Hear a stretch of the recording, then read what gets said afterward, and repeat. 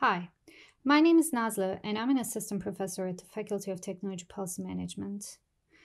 I will present some of my work on transportation network resilience today. Let me first explain the critical infrastructure resilience.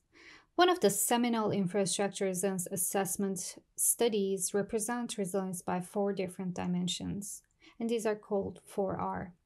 Recently, though, we have been asking various questions like what is the system's ability to restabilize its functions? And all these questions can also add more dimensions to evaluate resilience. To be more specific, we can separate these questions in two different categories, pre-event and post-event.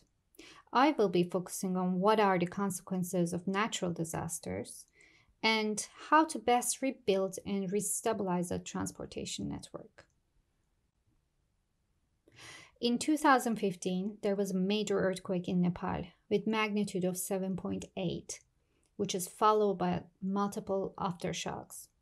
This devastating earthquake took lives and caused extensive damages, specifically on transportation networks in this area. I will show some examples on first how to reduce the consequences of disruptions.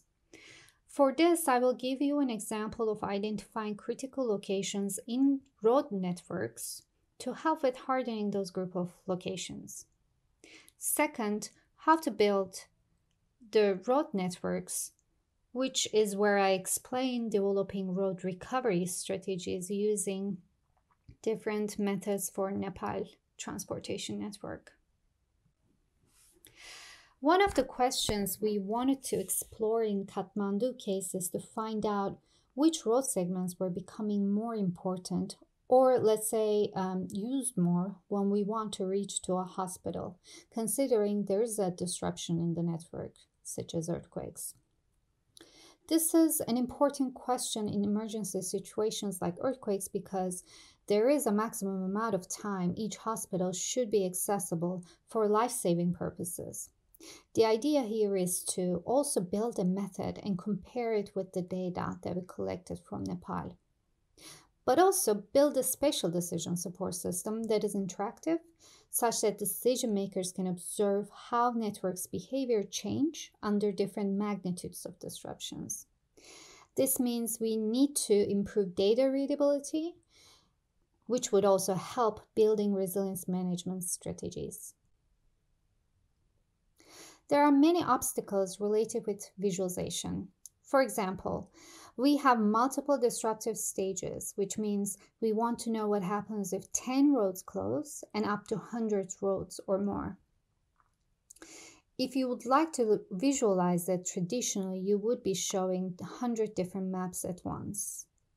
The second issue is that we have multiple hospitals with different service zones that are sometimes overlapping. This means one road segment or a junction might be important when you're traveling to Hospital A, but not necessarily Hospital B. And finally, we use nodes or points with color codes to emphasize importance of a node. But most of the time, these points overlap, or a network is very cluttered that we might miss some important information. Here's an example of how we resolve these issues. Here, there are different components of this tool. One that you can import a network dataset. You can visualize it using the glyphs, and you can select different hospitals as a destination. You can select a magnitude of disruption to visualize on the map. Also, you can investigate some segments in detail. So we have a magnified view on the left-hand side. Once you move your mouse on a location that you want to investigate in detail, you can do so. We use force-directed layout and semantic zoom to increase visibility of each point and reduce the clutter. This work has been done in collaboration with University of Leipzig. And one good thing about this tool is you can upload data sets from OpenStreetMap to investigate other cities. Earthquakes in Nepal triggered landslides at the north side of the Kathmandu city. This area, landslides happens very regularly.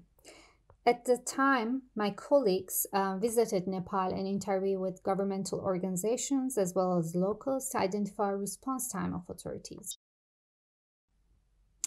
So, surveys helped us to define a time interval to clear up each closed road segments and identify strategies to sequence those roads for recovery. So these strategies are proximity, road importance, and so on. While the strategies could be developed locally or by asking decision makers' preferences, our ultimate goal is here to rebuild the connectivity to the baseline condition. Just recently, though, using the same data, we also developed a robust post-disaster route restoration algorithm under the assumption that the restoration can be performed sequentially and without prior knowledge of restoration time. So in this work, we only wanted to reach demand points, which meant that not all the roads were restored, but only 1/3 of them.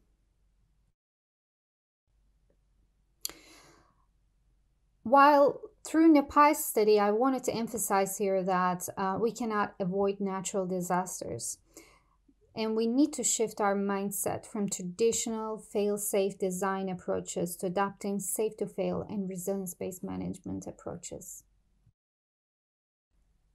With that, I want to conclude my talk here, and thank you very much for listening.